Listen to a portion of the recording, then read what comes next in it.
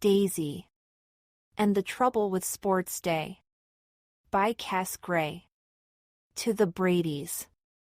Chapter 1. The trouble with sports day is everyone in my school wants to win. If children didn't want to win so much, then I would never have had to go into Olympic training. Winning a race on sports day can be really difficult, especially if there are other people in the race. Double especially if the other people in the race are really fast runners. Triply especially if your mom won't buy you a new pair of trainers, and fourply especially if she won't even buy you a new headband. Athletes on the telly say that if you want to come first in a race, then you have to get into the zone. The only zone ended up in after sports day was the headmaster's office. Which isn't my fault. Chapter 2. It was nearly 2 weeks ago when our sports day was announced. We were in Monday morning assembly and the whole school had just got told off by Mr. Copford for being too chatty and fidgety. Mr. Copford is our new headmaster.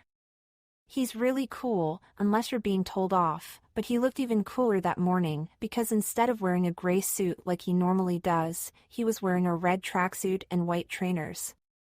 Plus he had a whistle around his neck. The trouble with whistles is as soon as you see one hanging around a headmaster's neck, it makes you want to chat and fidget. Especially if the whistle is a sports whistle.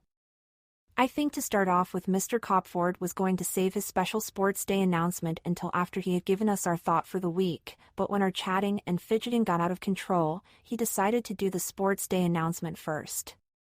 Second, actually. First he had to blow his whistle really loudly. The trouble with blowing sports whistles really loudly is it makes you jump. Especially if you're in an assembly hall that echoes. As soon as the assembly hall went quiet, Mr. Copford went straight on with his special sports day announcement. He said our sports day would be happening in just over a week's time and that our parents were allowed to come and watch us do our races. Then things got even more exciting. Because instead of making us sing a song about Jesus, Mr. Copford held up the Sports Day Cup.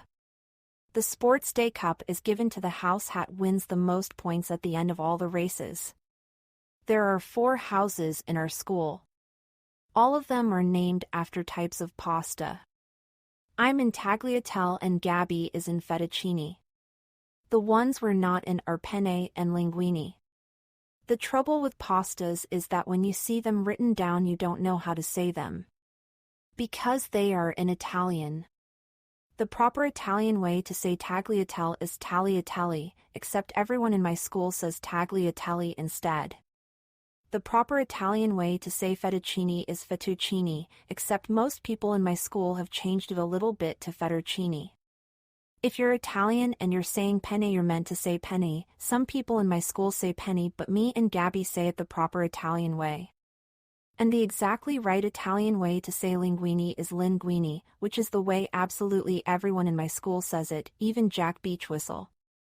If you ask me, having Italian-sounding house names is a really good idea, because it means if you ever go abroad you are able to speak the language.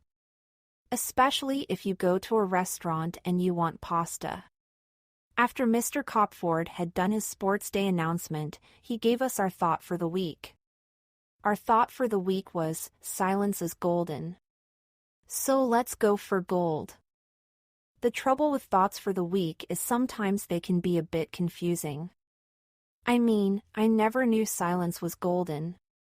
In fact, I never knew silence was the color of anything at all. Because it's a sound and not an actual thing. Except it isn't. Because silence can't be a sound, because it's the sound of no sound. Which means it's the sound of nothing. Which is nothing. So it must be the color of nothing. Which is nothing. When we got back to our class room, Elle asked Gabby what color she thought silence was. She said she didn't know. But when she closed her eyes and listened to the silence really carefully, it looked black. Not golden. So I closed my eyes and listened really hard. And she was right. Except when I scrunched my eyes up really tight, the silence I was listening to stopped being the color of black and started being the color of black with little white dots. Not golden. So we asked some of our friends what color they thought silence was. Sanjay Lepore said he thought silence was purple with green stripes. Melanie Simpson said she thought silence was sky blue pink, and Vicky Caro said she thought silence was the color of whale custard. That's the trouble with Vicky Caro. She's always saying things that are silly. In the end, everyone decided to ignore the first half of Mr. Copford's thought for the week and just concentrate on the second half instead. After all, everybody knows what go for gold means. It means do everything you can to win. Win, win, win. Chapter 3. It was Wednesday before Mrs. Peters told us which sports day races we would be in. She didn't tell us straight away. First of all, we had to do sports day rehearsals. The trouble with sports day rehearsals is it was a bit hot. Plus I put my PE shirt on inside out without knowing. Which was really annoying, because no one told me when we ran out onto the field. It was really, really sunny on the field, even though it was still only the morning. Gabby said she really hoped she would be chosen to do the 60-meter sprint. Which was really strange, because so did I. Then she said she would like to do the multi-skills race as well. Which was even stranger, because I wanted to do the multi-skills race as well. In case you've never been in a sports day, 60-meter sprints are when you have to run as fast as you can for 60 meters and be the first one to get to the end. Multi-skills is when you have to throw a bean bag into a hoop, dribble a football, bounce a tennis ball on a tennis racket, put on a hat and a shirt and then take them off, balance a bean bag on your head and be the first one to get to the end. You have to be a really good athlete to do multi-skills. After Mrs. Peters had clapped her hands loudly a few times, we all sat in a circle on the grass. Mrs. Peters told us there would be 10 different sports day events to choose from and that if we especially wanted to be in one, we should raise our hand high above our head when she read it out. I was so excited I put my hand up straight away. But then I took it down really quickly. Because do you know what Mrs. Peters said next? I couldn't believe it. And neither could Gabby. Just as me and Gabby were totally about to get into the zone, Mrs. Peters took a pen and a piece of paper out of her tracksuit top pocket and said that everyone in the class would be able to compete in one event only. One event only. Starting with the sack race. The trouble with sack races is it's really hard to run fast when your legs are in a sack. Plus it's really easy to fall over. So no one put their hand up. So Mrs. Peters said, foam javelin. The trouble with foam javelins is they're made of foam. Which isn't a proper metal. Which means they're not like proper spears. So no one put their hand up. So Mrs. Peters said, shot put. The trouble with shot puts is the ones in our PE cupboard are made of foam too. Plus they don't even go as far as a foam javelin or a foam discus. Not even with the wind behind you. So no one put their hand up. So Mrs. Peters said, 60-meter sprint. The trouble with saying 60-meter sprint is I was still thinking about foam when Mrs. Peters said it. By the time I put my hand up, everyone had their hand up. Mrs. Peters said it wouldn't be possible for everyone in the class to do the 60-meter sprint, especially as there were 2 other classes in our year that would be racing with us too. So she said, multi-skills instead. The moment Mrs. Peters said, multi-skills, I put my hand straight up into the air as fast as a rocket and waved it as high as I could. Trouble is, so did everyone else. So I tried to get my hand even higher. But so did everyone else. So I tried to lift my bottom up off the grass while I was still cross-legged. But so did everyone else. The trouble with lifting your bottom up off the grass while you're cross-legged is it makes you lose your balance.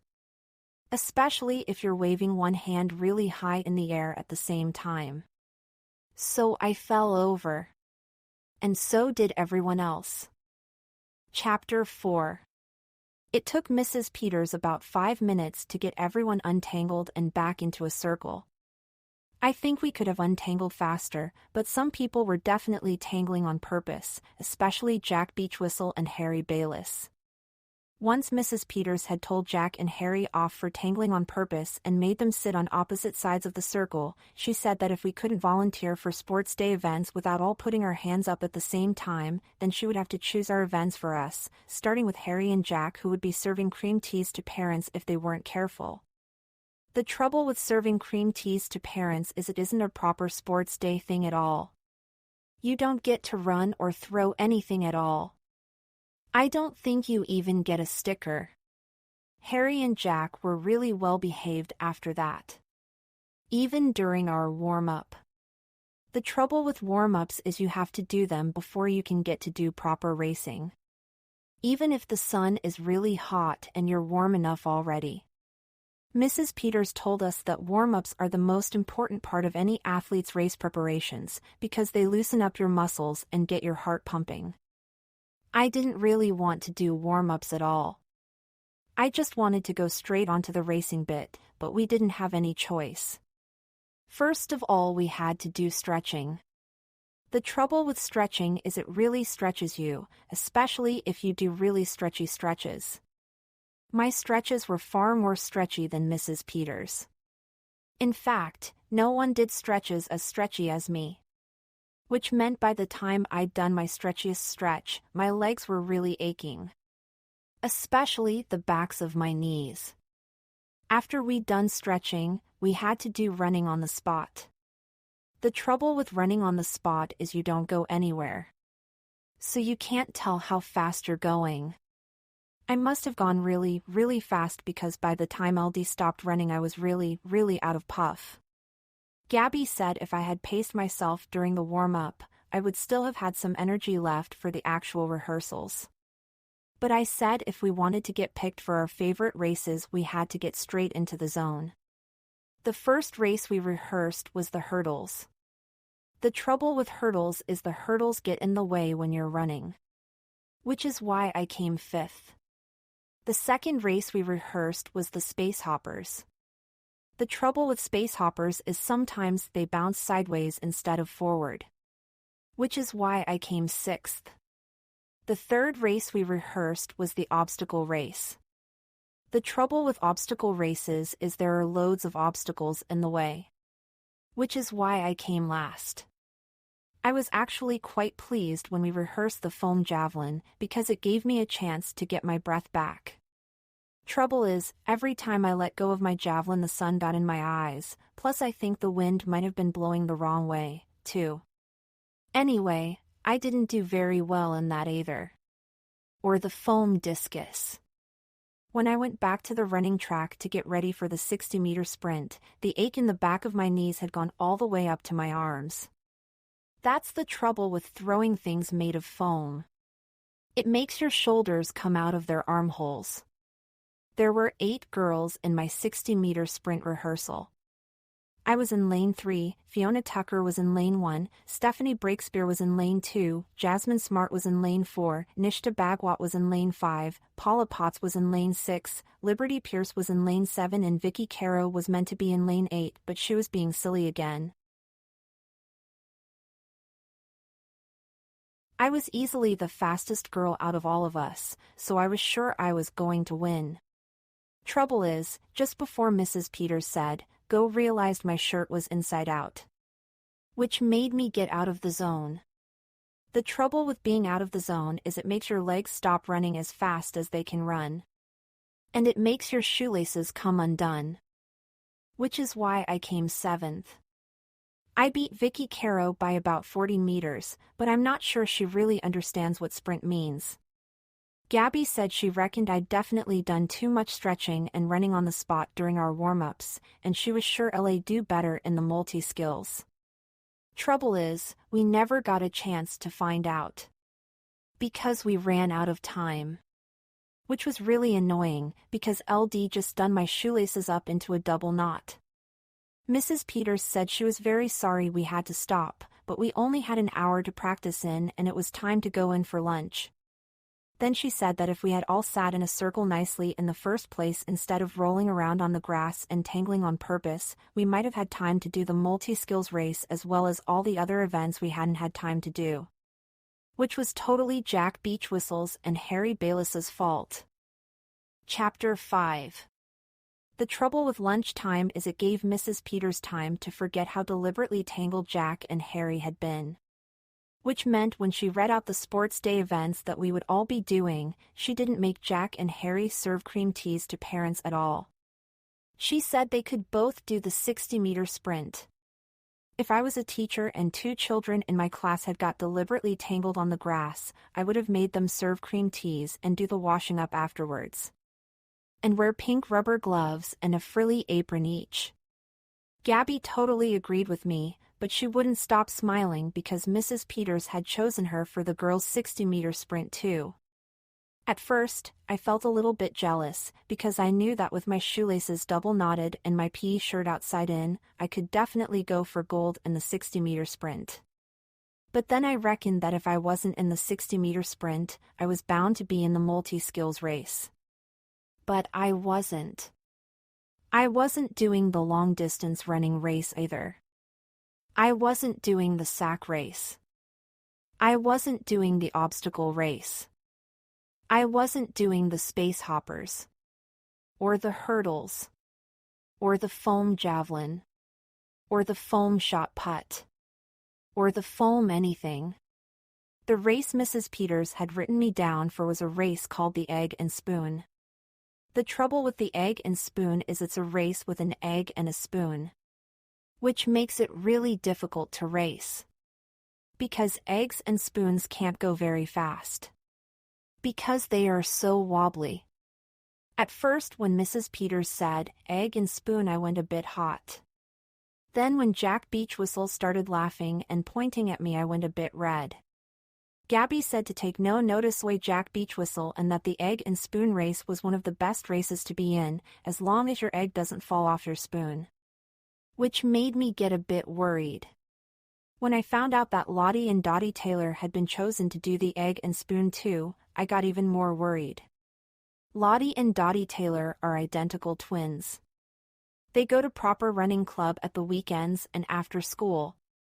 Plus they are so fast and so identical they always come joint first in their races with the same identical times.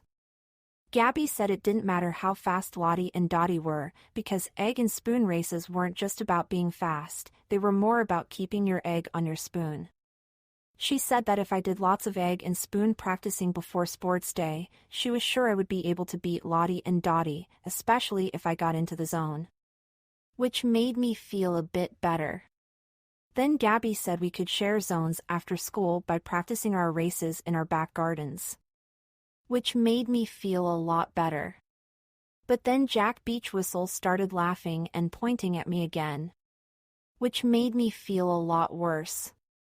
By the time I left school on Wednesday, I didn't know whether I wanted to be in the egg and spoon race or not. I didn't even know if I wanted to be in sports day at all. Chapter 6. When Gabby and I started our first training session after school on Thursday, I started to feel much better. Until I broke my first egg. Gabby and me had only been in the zone for about 20 seconds when my first egg got broken on the kitchen floor. I didn't drop it. It fell out of the spoon all by itself. Luckily, Mom was in the front garden watering the flowers, so she didn't hear it crack. Or see the mess. Even luckier, there was a box of 12 eggs in the fridge that we could keep training with. Well, 11. After my first egg broke, Gabby said it might be better if I learned to walk with an egg and spoon before I tried to run with an egg and spoon.